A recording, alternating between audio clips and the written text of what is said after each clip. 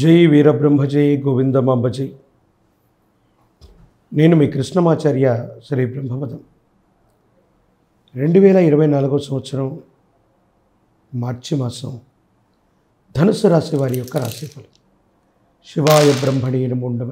తాకట్టులో ఉన్న బంగారాన్ని విడిపించి ఆ రోజు ఆన్లైన్ రేటుకే మేము కొంటాం. Sharma gold company. ధనుసు రాశి వారికి అనుకూలవంతమైనటువంటి స్థితిగతులు ఉన్నాయి.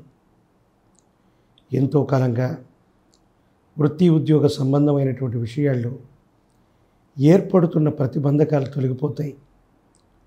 అనుకూలవంతమైనటువంటి అంశాలు ఉన్నాయి. భగవత్ సంబంధమైనటువంటి అనుగ్రహం చేత యోగదాయకమైనటువంటి ఫలితాలు వచ్చేటువంటి మాసంగా ఈ మార్చి మాసాన్ని మనం చెప్పచ్చు. జీవితంలో ఉద్యోగం, వృత్తి, వ్యాపారం వీటిలో చాలా బిజీగా ఉంటారు. మీరు చేస్తున్న వృత్తి ఉద్యోగంతో పాటు మరో ఆదాయ వనరు కోసం మీరు చేసే ప్రయత్నం సఫలీకృతమవుతుంది. కాబట్టి విరామం, విశ్రాంతి లేకుండా కుటుంబానికి కూడా దూరంగా ఉండవలసిన పరిస్థితులు వస్తాయి. ఉద్యోగపరంగా, వృత్తిపరంగా, వ్యాపారపరంగా మాత్రం తప్పనిసరిగా మీరు లాభపడతారు. ఇదే సందర్భంలో విరామం, విశ్రాంతి లేకుండా వృత్తి ఉద్యోగం మీద మీరు మనసుని కేంద్రీకరించి మీ కుటుంబాన్ని, సన్నిహితమైనటువంటి బంధుమిత్ర వర్గాన్ని దూరం చేసుకునేటువంటి అవకాశం ఉంది.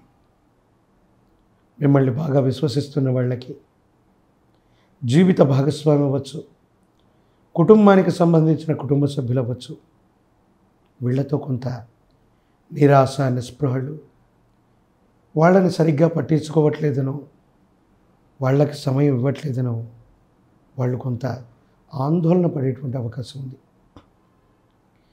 భగవత్ సంబంధమైనటువంటి అనుగ్రహం చేత ఆర్థిక అంశాలు బాగున్నాయి. సామాజిక అంశాలు ఇంకా బాగున్నాయి. జీవితంలో ఏదో చేసేటువంటి ప్రయత్నాలు సఫలీకృతమయ్యేటువంటి దిశగా ప్రయాణం కూడా అవుతూ ఉన్నాయి. ఈ సందర్భంలో కుటుంబంలో మీరు ముందుండి పరిష్కారం చేయవలసినటువంటి ఒక సమస్య ఉంటుంది. ఈ సమస్యని చాలా చాకచక్యంగా పరిష్కారం చేసేటువంటి అవకాశం కూడా లేకపోవట్లేదు. భగవత్ సంబంధమైనటువంటి అనుగ్రహం వల్ల మీ దైనందిన జీవితంలో కుటుంబ సభ్యులందరూ కూడా మిమ్మల్ని పెద్దగా పెట్టి కుటుంబానికి సంబంధించినటువంటి ఒక ముఖ్యమైనటువంటి సమస్యని పరిష్కారం చేసుకునేటువంటి అవకాశం ఉంది. దాన్ని కూడా మీరు అరుదైనటువంటి గౌరవంగా భావన చేస్తారు. ఏది ఏమైపోయినా జీవితంలో వృత్తి, ఉద్యోగం, జీవన గమనం అన్నీ మారుతున్నాయి. వేగవంతమైన జీవన విధానంలోకి వెళ్ళబోతున్నారు. ఆర్థిక పరిస్థితులు బాగున్నాయి. సామాజిక స్థితిగతులు బాగున్నాయి. భవిష్యత్తు సజావుగా ఉంది. యోగదాయకమైన స్థితిగతుల్లో మీ జీవితం ఉండబోతుందనటంలో ఎటువంటి సందేహం కూడా లేదు.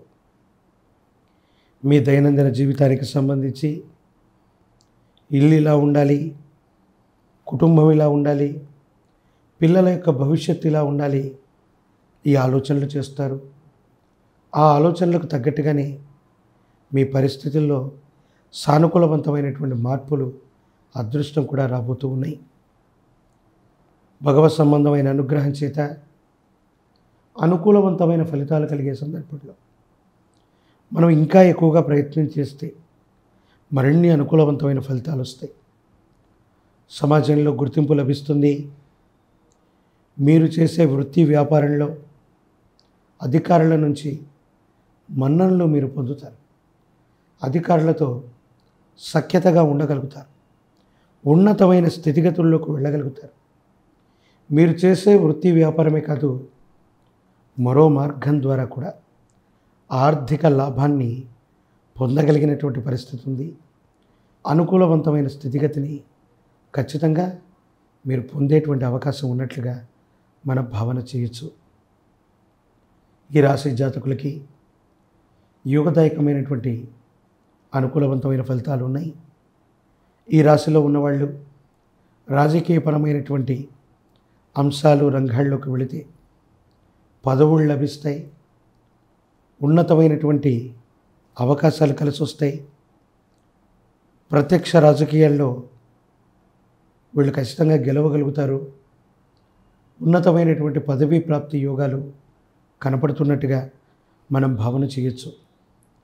నరఘోష, నరదిష్టి, నరపీడ కారణంగా ఒక ముఖ్యమైనటువంటి విషయంలో మీరు పోటీలో ఉన్నప్పటికీ, మీరు కూడా ప్రయత్నాల్లో ఉన్నప్పటికీ మీ కుటుంబ సభ్యుల కోసం కానీ మీ వాళ్ళ కోసం కానీ ఒక త్యాగం చేస్తారు. మీరు చేసినటువంటి త్యాగమే వాళ్ళ జీవితానికి భిక్షగా మారుతుంది. కానీ అప్రియుడికి ప్రియమైనది ఏది చేసినా కూడా వాళ్ళకు మంచిగా అనిపించదని పెద్దలు అంటూ ఉంటారు. మీ కుటుంబానికి సంబంధించిన బంధుమిత్ర వర్గానికి సంబంధించిన ఒక వ్యక్తి తనకు సంబంధించిన అవకాశాలని మీరు గండి కొడుతున్నారని తన ఆవేదన చెంది మధ్యవర్తితో పరిష్కారం చేత మీ దాకా వస్తే పోనీలే పాపమని ఆ అవకాశాన్ని వదిలిపెడితే వాళ్ళు కృతజ్ఞత లేకుండా, కృతజ్ఞతారాహిత్యంగా వాళ్ళు ప్రవర్తన చేస్తారు. ఇది చాలా ఆందోళన కలిగించేటువంటి అంశం. ఏది ఏమైనా భగవంతుడున్నాడు, కాలం ఉంది, వీటిని అనుకూలంగా మార్చగలుగుతుంది అన్నటువంటి ఉద్దేశం చేత, అభిప్రాయం చేత మీరు మిన్నకుండా ఉండిపోయేటువంటి అవకాశం ఉంది. ఈ రాశి జాతకులు పరమ ప్రశస్తవంతమైనటువంటి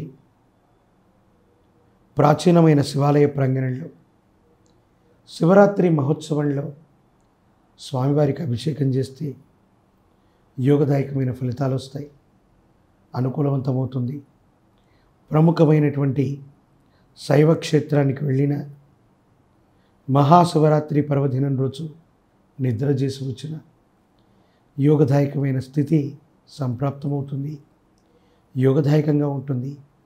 అనుకూలవంతమైనటువంటి ఫలితాల్ని మీరు తప్పకుండా పొందేటువంటి అవకాశం వస్తుంది.